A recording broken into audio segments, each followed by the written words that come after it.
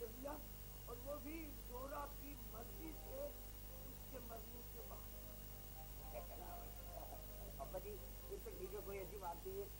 आप और हम अब फिर जैसे ही होना ठीक है, अब तो हम दोनों बिल्कुल एक जैसे हैं।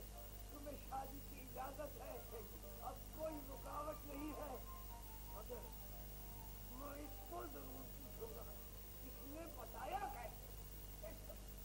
वो तुम्हारा जाने का प्रोग्राम था, नहीं छोड़ूंगा।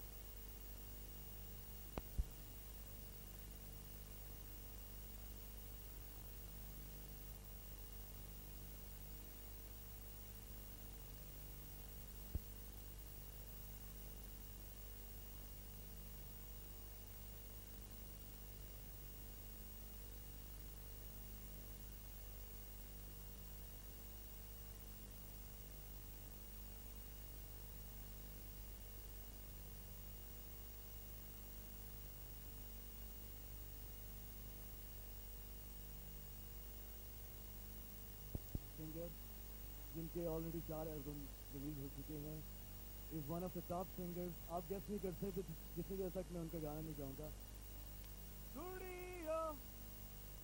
मुंडे